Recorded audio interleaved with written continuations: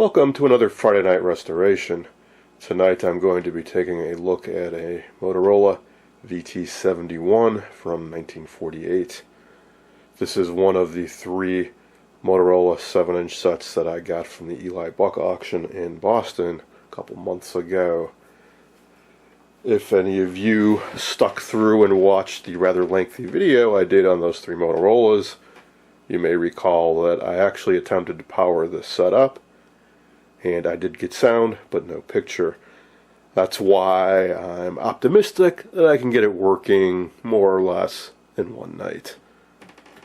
I won't do a full restoration like on the cabinet, and probably won't do an alignment and all that, but hopefully I can get it running in a few hours work. Now, when I initially bid on this set and won it, I was really thinking I would just part it out.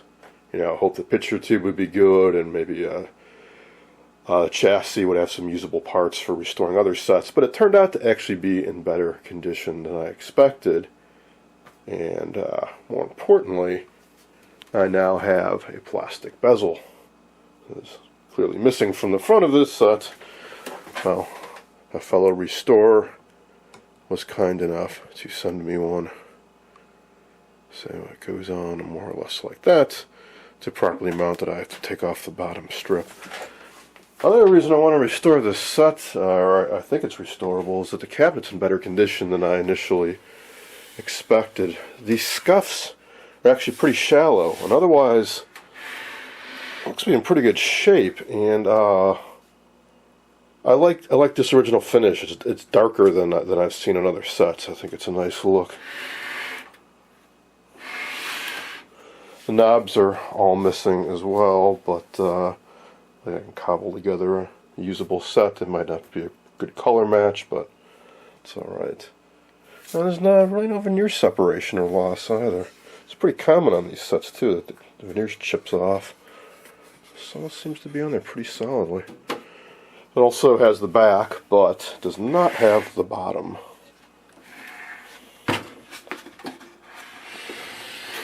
Which makes it rather easy to look at. And so there you go, there's the chassis, all the electronics. Normally there'd be a sheet of aluminum that covers this up with a few holes so you can get a key tuning coils to adjust them. So my first thought is to check the electrolytic caps and maybe try to reform them. I can try out my new Sencor LC53, I think it is. And I want to just shotgun these high voltage caps. See, looks like two of them have already been replaced. These are 6,000 volt caps. They're always leaky, and that's critical to the operation of this set, so I'm just going to replace them. I believe there are 5.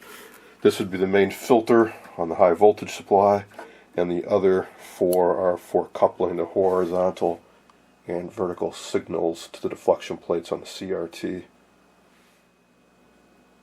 I just happen to have plenty of replacement high voltage caps on hand. These are all ASC branded caps. They're real nice.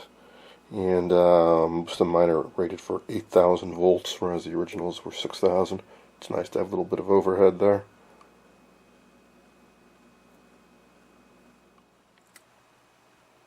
The first thing you want to do when you're working on a VT-71 is figure out what chassis revision you have. There are quite a few. There's the original TS-4, and then there's a B, C, D, E, F, G, H, and J. There's no I think to avoid confusion. There's also no A. I guess they would consider A to be the first. But even then, there's more to it than that. For example, the original TS-4, there's at least 3 versions of that. And with the 4J, there's an early and a late. I've got a Wallace compendium of Motorola TV schematics here. First couple pages in the cover are missing, but I think I'll find what I need in here. So there's the B, the C, the D, the G, the H, and there is the J early and the J late. Subtle differences between all of them. I'm not sure. Okay, Now I am sure. The easy way to figure out which one you've got, the ballast tubes are different. So this uses the older 303 type, the differentiation being the extra E resistive element in there. If you look on the later one, it doesn't have it. In this, I think the ballast in this ends in 459. I'll show you it on the chassis. It's stamped right on there. Right next to the ballast tube is a big stamp on the chassis. So this is what I will go off of.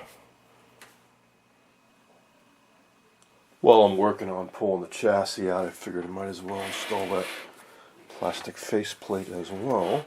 To do that, you need to take this lower control panel off, and to get that off, you pop this metal cap off on either side. Get the other one off without too much trouble. Basically, I'm just getting my fingernails under there, and there we go, popping it off.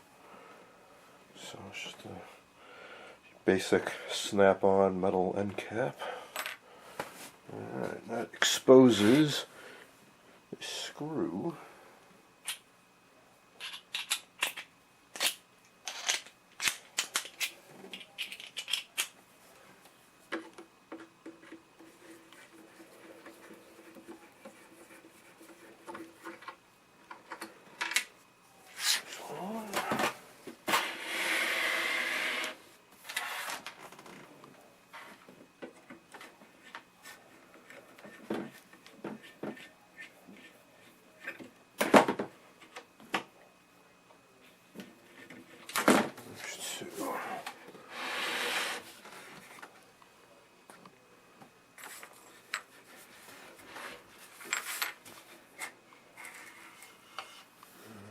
That off. It's a bit of the crumbly foam. So this is a foam gasket that both supports and cushions the CRT and forms a rectangular mask around it. These things become rock hard over time. If you ever need to clean one of these off, warm water will slowly dissolve it. So just be patient, it will come off eventually. Fortunately, reproductions are not currently available. They were for a while from Renovated Radios, but he's currently out of stock and doesn't have plans to create any more anytime soon. I was able to get, I think, 3, maybe 4 over the last few years for other sets, but he's completely out now, so I'm just going to leave this alone because it's in there well enough that it's providing some support for the CRT, even though it looks like crap. Alright, so where did I put that mask? There it is.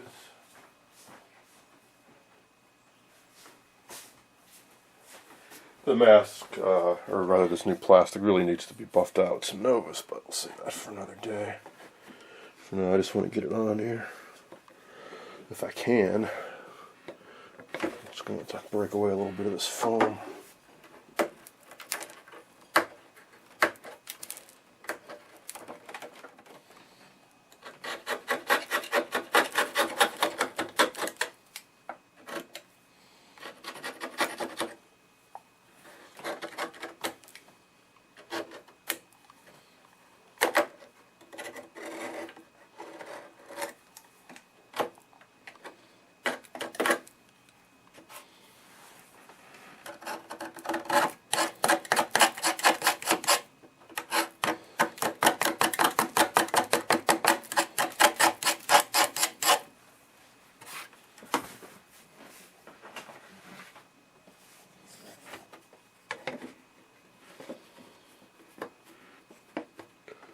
There we go, that's fine.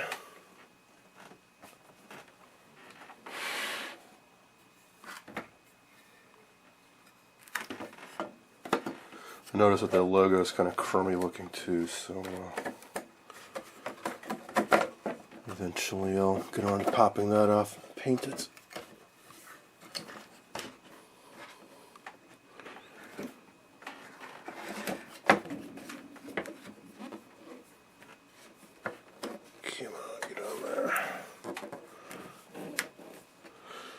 There's a groove that the plastic sits into, and sometimes it can be a little finicky.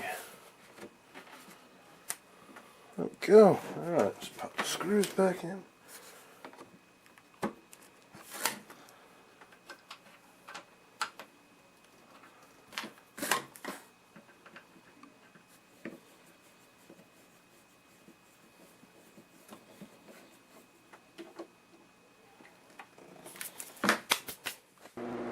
I just pulled the chassis out of the cabinet, easy enough to do. Just 4 screws you remove from the bottom, disconnect the speaker, unplug the CRT which stays in the cabinet.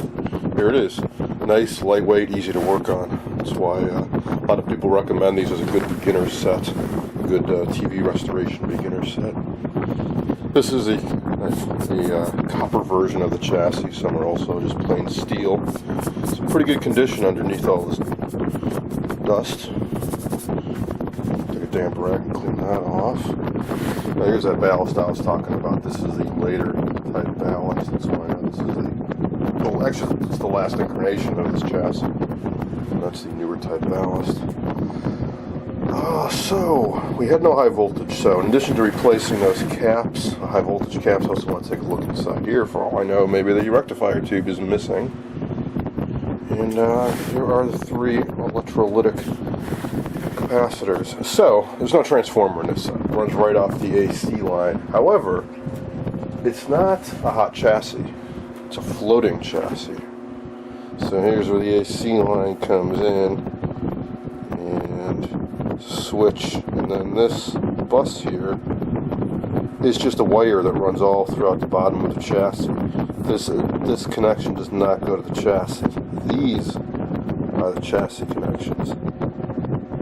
So between the neutral or one side of the AC line, they put a resistor and a capacitor. I believe it's to bleed off any charge that might build up on the chassis. So you can touch this. That's what I'm getting at. Still, I recommend using an isolation transformer while you're working on one of these, if at all possible. So that is why all of these caps are mounted on these wafers, is because although like the outsides on these 2 cans are ground, or common, you might say, they don't go to the chassis.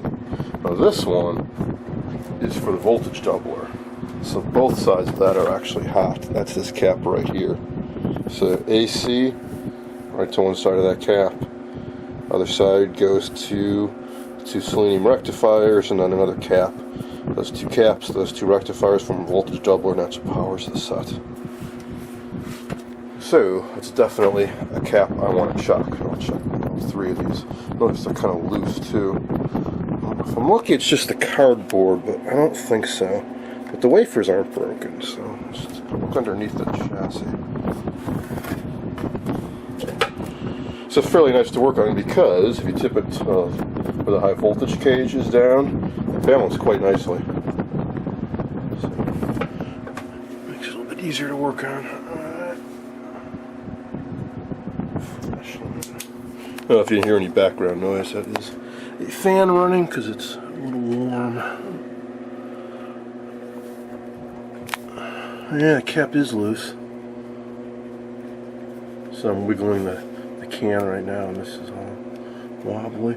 So I wonder if this is a replacement and somebody didn't twist the twist lock tabs over very well, which is good for me. Because 1, if I need to replace it, easy to get it out, and 2, if it's a replacement, there's a better chance of it still having some life left. And this one is loose as well, and same deal, the twist lock. See the tab right there. One of them, it's not twisted over very well. So, I have pulled out my new toy, my Suncor LC53. I can use this to check for leakage and possibly reform the cap. But in order to do that, I need to take them out of circuit. So I'll do the simplest one first, which is this small guy here. It's a single section.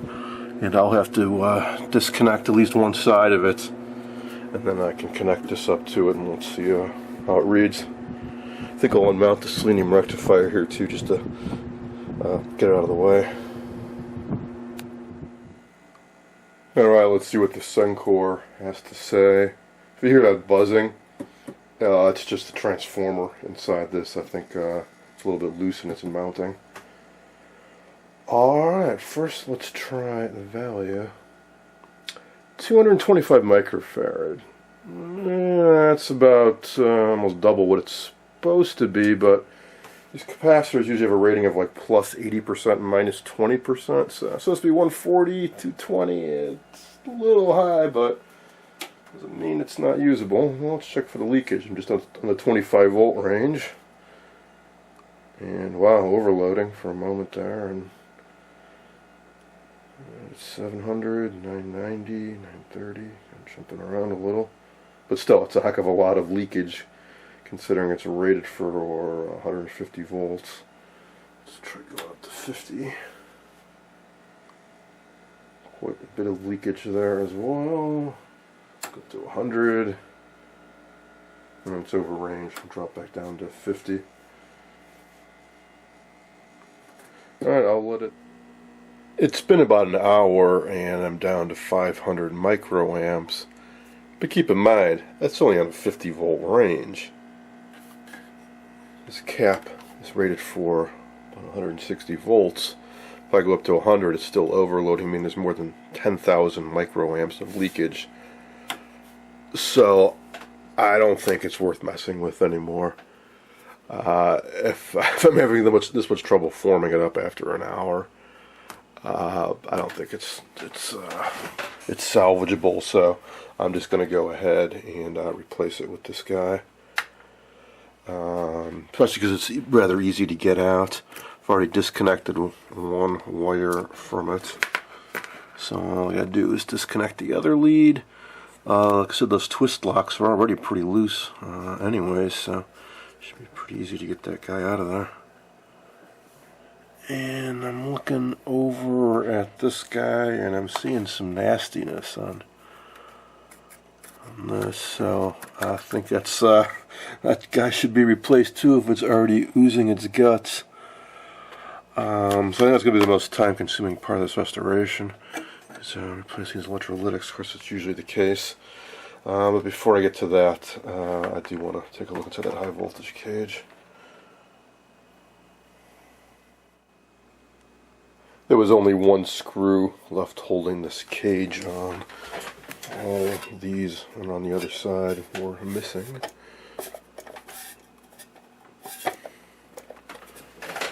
I think that's all.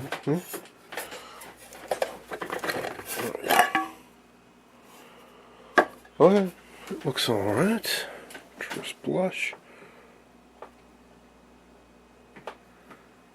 Might be the original rectifier too, or at least it's an old style, so it's taller. And it's a pretty old looking tube label as well. So it's the feedback coil and keeps the oscillator running. Alright, so back to replacing capacitors. I just unmounted that first electrolytic so we can get a better look at it now, and what do you know? It's oozing white crusty electrolyte. Bit of tar too, so yeah, this thing's definitely got to go. Now the nice thing about replacing these is because there's a nice cardboard cover over them, I have no hesitation to just slice these suckers open so I can restuff them and remount them back in there. And this was very easy to get out. Just had to disconnect two wires. The tabs were barely twisted. Just took some pliers, straightened them out, and this thing slid right out. The trick though is you gotta get this cardboard off, and there's normally a glop of tar down here, sometimes along the side too, that's holding it on.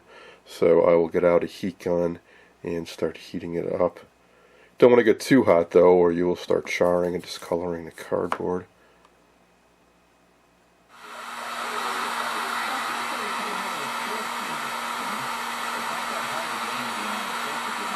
Whew, man, a lot of tar on that sucker. No wonder I was having so much trouble getting it out. Jeez.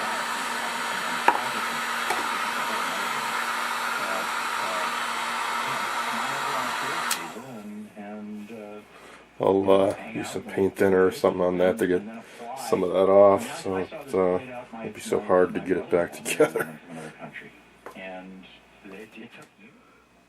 I'm starting to do some work down in here now. This is the underside of the high voltage cage. Here's the first high voltage capacitor I took out. Now, when I first showed these sets, the 3 Motorola sets, I received a comment asking if I was going to restuff these caps. And I believe I responded that no, because some of them had already been replaced and it didn't seem worth the effort. But now I'm considering it because most of them are original and they have a nice Motorola logo on them. And I do have a couple parts chassis. I think they're all TS-18s. I think I have 2 or 3. Now, if those happen to have a couple original Motorola high voltage caps, maybe I can get a complete set. So I think it's just these 2. And this and this and this are the originals, and all the rest of the caps are all original. So what the heck, I'll give it a try on this guy. I'll get out the heat gun again and heat this up, and the whole cap should just slide out. This is a cardboard tube, and the new cap will certainly fit inside there with room to spare.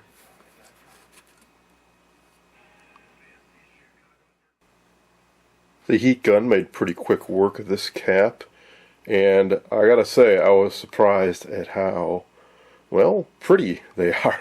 It's nice blue printing underneath that thick coat of wax. You can see it all came off on this paper towel. Now, I know some guys, when they restuff these, they want to make them look exactly like they did originally, which means the thick, gooey coat of wax. I kind of like to leave them like this. I know it's not exactly original, but when the printing is this nice and they're colorful, I like to just clean off the wax. So I'll put the new cap inside, I'll put in some filler, some cardboard or something, and then plug up the ends with some brown hot glue and then remount it. I think that'll look real nice. I'll orient it so that the label is visible when it's back in the set.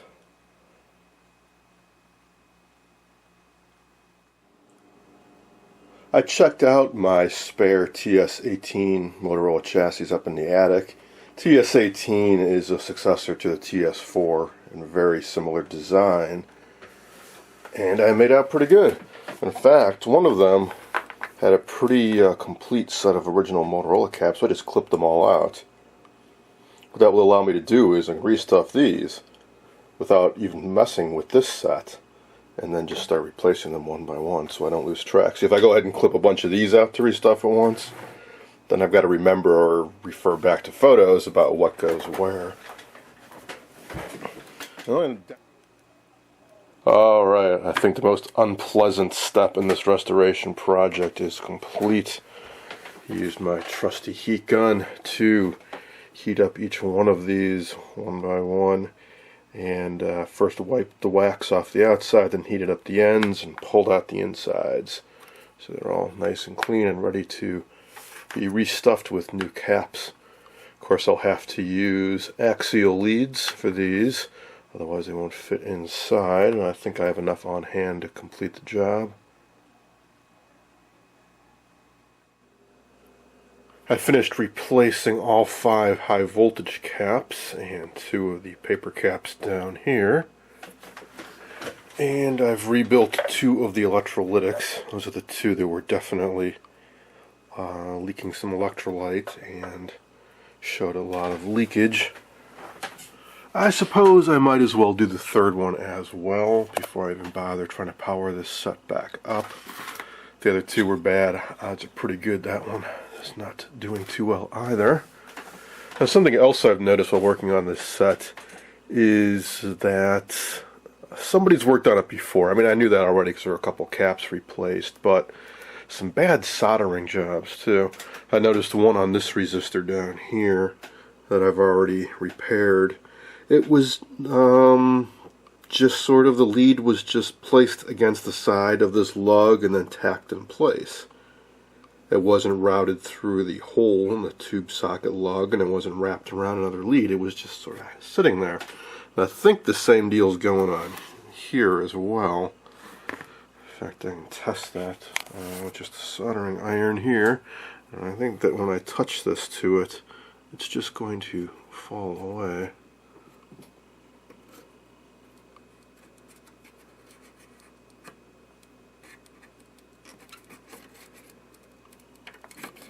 Yep. It wasn't, I don't know, whoever did these repairs, they, I don't know why they didn't just take the effort to actually wrap the lead around. You know, I can understand, you know, so it would be a pain to remove the remains of the old component out of the lug and clean it out and make a hole such that you can route the new lead through, but at least do a pigtail joint or something. Don't just kind of push this against another lead and tack it in place and think it's going to hold. Something else I've noticed is that there is a component missing. When I was replacing the electrolytic up here, and this is a 220k resistor that goes to one of the capacitor lugs. Well, while I was double checking to make sure everything wired up back, I was looking at what does that connect to, and it's going to this lug which goes in their 220k resistor, which seemed kind of odd. Why would you have two resistors connected in series going to a lug when there's nothing else going to that lug? It turns out there's supposed to be a capacitor going from that lug to ground, and it's just gone. So I guess maybe it was bad, and somebody just took it out and didn't replace it. It's supposed to go kind of right in here. It's supposed to ground that joint, which provides, I believe, bias for audio output tube. So kind of important. Also, notice there's another horrible solder joint over here on this cap. I bet if I do the same deal here and just heat it up a little bit, it's just, yep. So, it's taking a little bit longer than I expected, because now I'm realizing that there are parts that are just flat out missing. So I found some more ugly solder joints, which is making me wonder more and more about the history of this set. Here's one. It's the coupling of the audio signal to the audio output tube. It was just sort of sitting here against this lug, and when I touched the solder blob, it's broke free. But it looks to be a period correct capacitor. More puzzling was this guy over here, which I believe is an original cap to this set, because I see the same type of cap elsewhere. And this cut was flush. The two ends are joined up perfectly now. If I push it, you'll see that it's actually separated. So this to me looked more like maybe somebody accidentally clipped this lead and they didn't mean to, and they just butted the ends back together and then put a blob of solder on it, which I touched and it fell away. I think the same issue might be going on here. At first I thought they were just big blobs of solder where they accidentally dropped from other joints somebody was working on. Now I realized they were actually holding leads together. It's kind of ugly, kind of weird.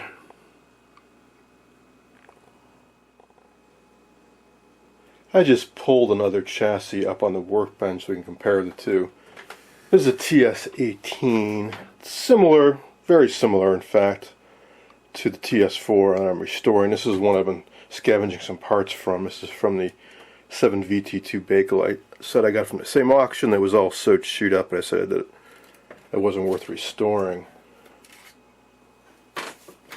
What I wanted to point out was this section that I was talking about. It turns out that, yes indeed, this capacitor is clipped, and like I said, that one was clipped, this one's clipped, and that capacitor was missing. I just tacked a temporary one in here. So remember what that looks like. Here's the same thing on this chassis. So there's the missing capacitor, and here's that one disc that was clipped, the other one that was clipped, and that little guy that was clipped.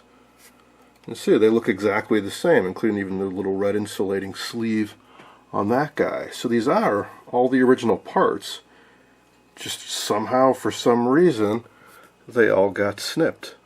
And then somebody tacked the brakes back together. I don't know. So I've got two options. One, I can just splice them back together, maybe a little more securely, or what I'm contemplating doing is simply taking parts out of this set, remove the parts and mount them over here with full intact leads rather than having the little clipped ones. Well, I've got these two up here. Point out one notable design difference between these two chassis, which is the tuner. For a second when I saw this one with all the coils and then glanced here, I thought, oh no, somebody snipped off all the coils. And I remembered, oh no, that's because they're all up here. TS4 chassis, they expose every tuner oscillator slug and I think the RF amp filters so they can be tweaked. Here they are not exposed. Oh, I guess they could still be tweaked. You just mush the coils together or spread them apart to tune them individually. I guess that was just to save a few bucks.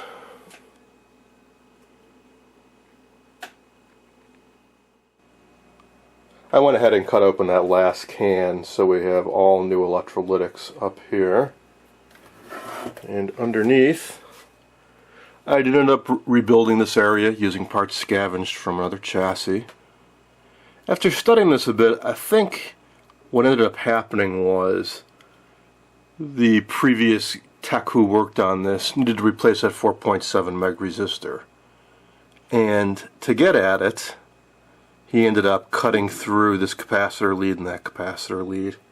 This is fairly understandable if your eyesight maybe isn't that good, or you have a big pair of wire cutters rather than the little nippers like I use. Because it's kind of hard to get at that, because that's where originally would have been positioned. I compared it on other chassis, and it was down in there near the base of the socket. So to clip that out, kind of tough to get at. So yeah, I ended up restuffing this cap too instead of leaving one hanging out there. So this area is all done. New electrolytics up in here. New caps down here. What's not done is all this stuff. However, remember I did power this up before with these caps in there and we got sound, so I want to see, A, did I make any mistakes? In other words, do I get a B plus voltage coming out of the power supply? And can we get some sound, like before, maybe even a little better now, and maybe see if I can draw an arc out of this. Now, to do that, well, instead of drawing an arc, I could install the picture tube, but right now it's installed in the cabinet. And unless you install something in there, this set's not going to turn on because all the tube filaments are wired in series and they go through this. Well, a simple trick you can do is get a couple pins, break them off of an old tube or socket or something, and put a power resistor in there. And then you can simply use this in lieu of the CRT filament. That would go on pins 1 and 14. And I do have a spare speaker I can clip onto this. Now, as far as powering it up, well, in the past you've seen me use these guys plenty of times. This is a vintage RCA isolation transformer. Has switchable range, so you get some control both on the primary side and then the secondary side you have low, medium, high. And usually I would plug this into a variac so I can get a complete range of 0 to about 130 volts AC. Just a cheap old Chinese made one. Well, a few problems with this. One, this voltmeter burned out shortly after I started using it and I never replaced it with anything, so I go off this dial, which I know isn't accurate, especially in conjunction with this, depending on how the switch is positioned and which one of these sockets I use. 2, I don't know what the current draw is. There's no ammeter in this. And 3, as far as overload protection goes, there's just a 5 amp fuse in here. Well, I just got a new device in the mail today that I think will tackle all those issues. And here it is, a Suncor PR57. It's a combination isolation transformer and variac. Goes about 0 to 150, 0 to volts, and 0 to 3 amps continuous, or up to 4 amps intermittent. Nice big display. You can see AC volts, AC amps, or power in watts. Can also check for leakage. Not something I care about too much in this project, but for example, I could, if I had the probe, which is missing, which is another reason I don't care much about that feature, but for example, you could probe this chassis, which remember is supposed to be floating. It's not supposed to be attached to either side of the AC line. You could use this device to check that out and make sure that there isn't actually a path to the AC line on this chassis. Alright, so I will dig up a cheater cord and a speaker, and I think I'll put this on its side while I do this. And I'll hook up a voltmeter on B+, and well, let's see what happens. Now, before anybody leaves a comment, yes, the original selenium rectifiers are in there. Yes, I'll be replacing them. I understand the risks. I've experienced these going up in smoke.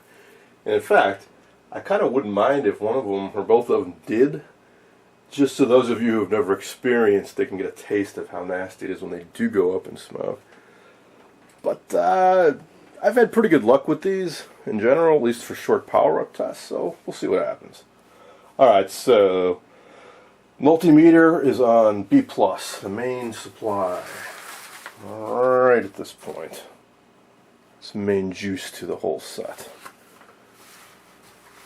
I didn't even bother with the speaker for now. I'll worry about that once I make sure you can actually power it up. Set's already turned on, so I'll use the PR57 as a power switch. And I don't know, maybe 33% on that. Let's see what happens. Alright, looks like I didn't make any horrific mistakes because I got climbing around 140 something volts with about 74 volts AC coming in.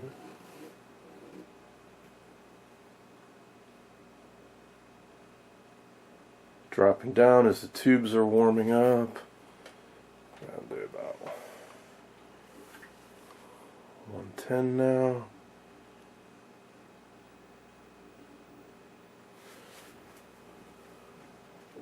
The tubes are lighting up. Okay, cool.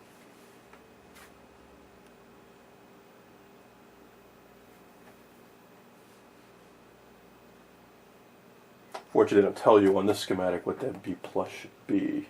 But, well, standard voltage doubler, and there's losses, 200 ohm resistor in there. I think it should be around 200 volts, maybe a little more.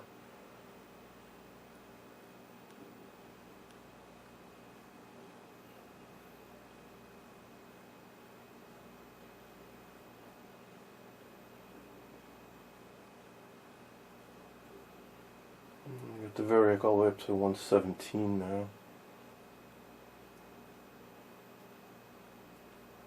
162, that seems low.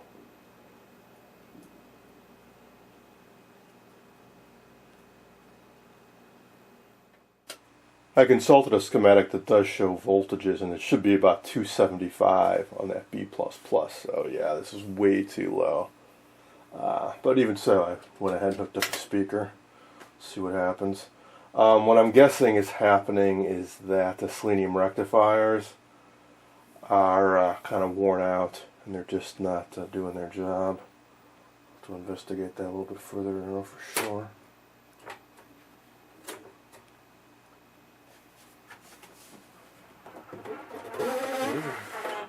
Do good sound even with the lower B+.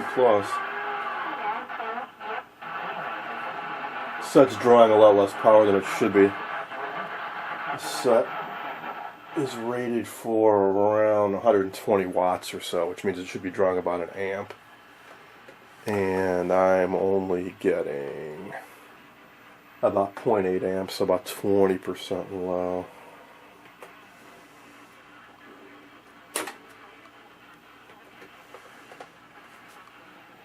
Well, hey, we do have sound.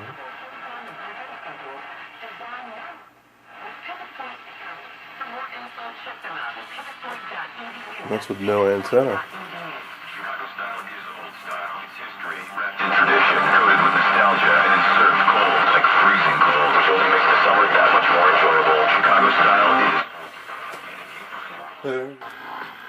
I just temporarily tacked in a couple silicon diodes, and it's got the voltage up to about 212. Lower than it should be still. But maybe we got some excessive leakage or some resistor values that are off. I'm not sure, but it's better than it was, and we now have high voltage.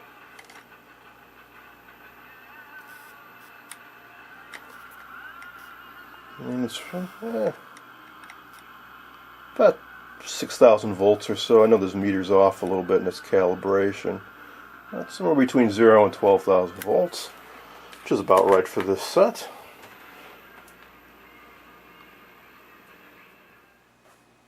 Since I have high voltage now, I couldn't resist the temptation to hook up a picture tube, so I rummaged around in the attic and dug up a spare 7JP4. And let's give it a try.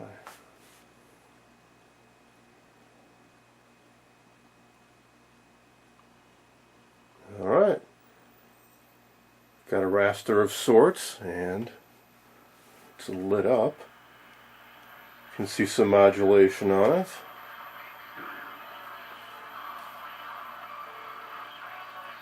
Let's see, I'll try mucking around with the controls in the back.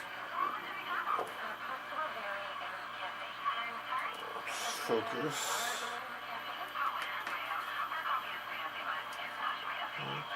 Alright.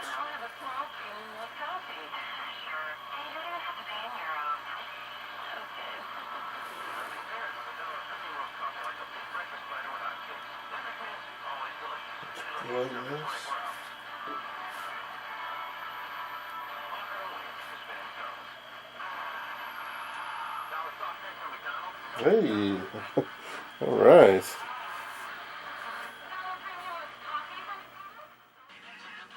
I checked all the tubes, and a couple of the 6 AG5 tubes in the IF strip had shorts, so those were replaced. Both the 6 AU6s were a bit weak, those got replaced. The 6 AL5 was weak, that got replaced. And I think that was it. No, none of that had really any huge impact on the set. I think the video and audio might be a little bit sharper. I think the IF might be working a little bit better, but the audio is not great. And it's definitely bad vertical jitters in the display. So I'm hoping that when I finish with the recap, that will take care of that problem. Also, 2 of the tube shields in the IF were missing. This is the IF amp, and that's one of the IF stages. Those are supposed to have shields on them, so I replaced those. This is both the vertical oscillator and first audio amp. It's a 12SN7 dual triode. That's supposed to have a shield on it too. You can see there's a clip near the base, just a metal tube that slides over it and brushes against that clip. It's missing from this set, and it's missing from several other chassis that I checked, so I'm still scrounging around to try to find one. I don't know if that would have a huge impact, but since it is a vertical oscillator, it might have some impact on this problem. One last cap I have to restuff is the Mighty Midget. I've had mixed luck with rebuilding these in the past. What I've done in the past, what I'm going to try to do now, is to unknurl one end. In fact, I already started doing it right there. What it is, I take a really small screwdriver, poked it under the lip of the cardboard, and I'm going to work my way around, unknurling it, and then I'll slide the insides out. So then it's a matter of, well, what do you put in it? Modern caps are much smaller, so if I want to retain this look, what I can do is cut that can in half, remove the insides, attach a new cap inside, and maybe drill a hole on the ends to run the new leads out, or try to attach to these caps. In hindsight, maybe I shouldn't have clipped the leads and I should have kept them full length, but we'll see what I can do.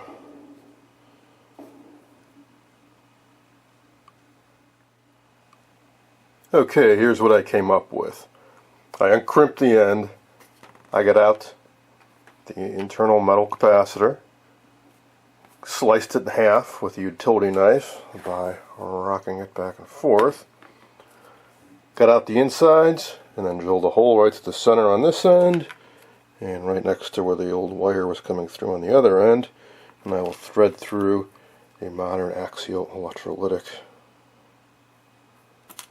And then put the can back inside the cardboard tube, recrimp it, maybe put a little glue on there, and that should be that. Here's that rebuilt Mighty Midget capacitor installed.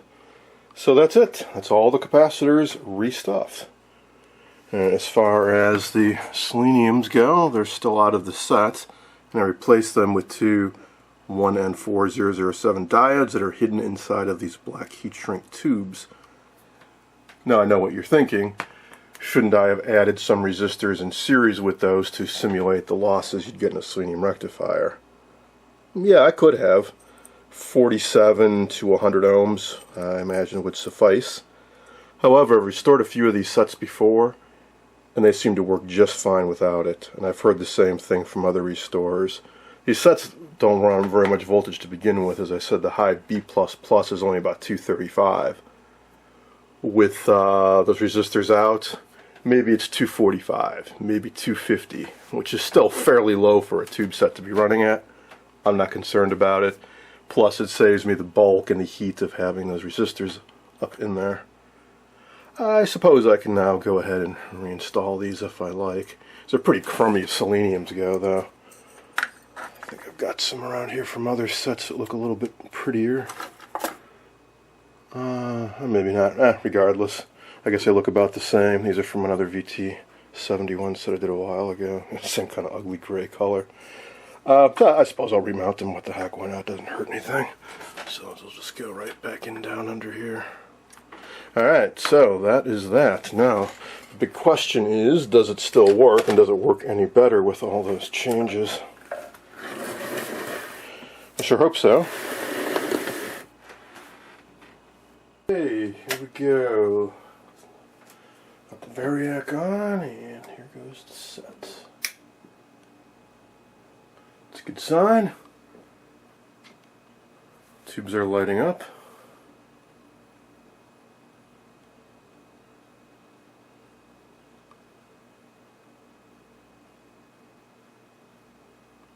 Got a raster.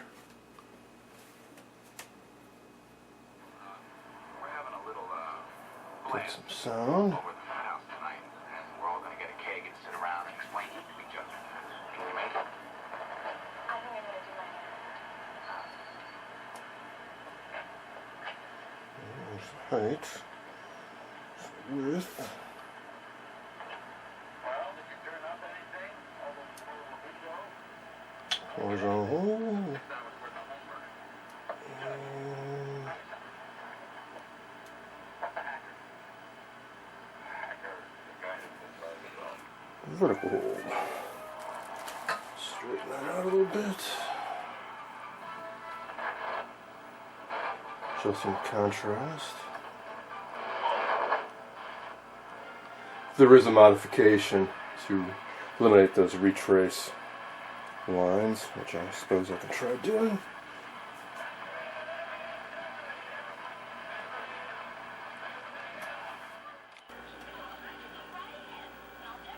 Here's a closer look at the display, and one thing I noticed right away that's rather irritating is that when I adjust the fine-tuning for the best picture, the sound's terrible. If I adjust it for the best sound, the picture's terrible. I'm sure an alignment will help out with that.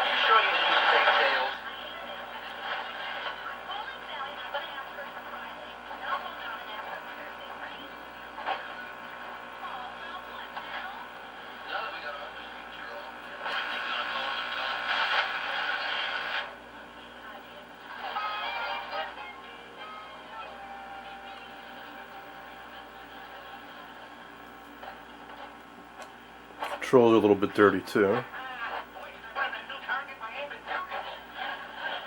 Notice when I adjust the contrast, the volume kind of shoots around too.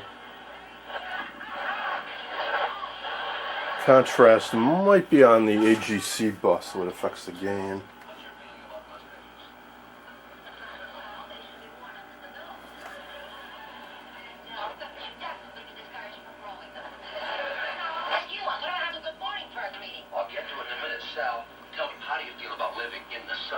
That's not too bad. Second the retrace lines.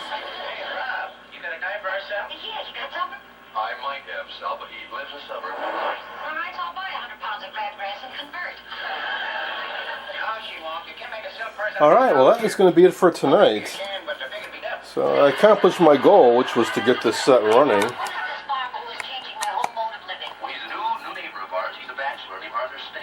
And what I'll do in a later follow-up video is attempt to do an alignment. I've never done one on the VT-71 before. And I want to try out a retrace suppression modification and possibly a DC restoration modification. And I want to experiment with some alternatives to that ballast, because my source of these glass ballasts is dried up and I've only got one or two metal that are still good. So in other words, I have more sets than I have ballasts. There are a few techniques. One is to use power resistors, which I've done before. Works fine, although you don't really get much of a surge protection on power up, and they dissipate just as much heat as the originals. Another option is to use capacitors. So that's what I want to experiment with. So that's going to be it for this video. I hope you guys enjoyed this look at restoring a Motorola VT-71.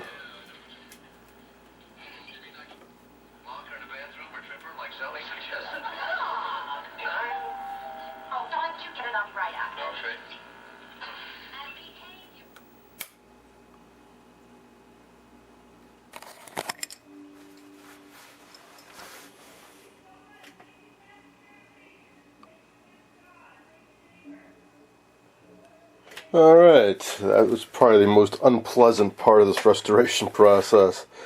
I got all the insides out of the old... Wow.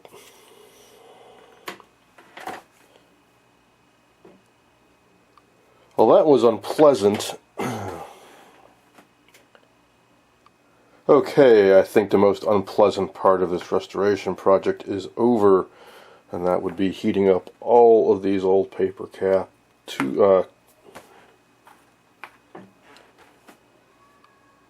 Alright, I think the most unpleasant step of this restoration project is over.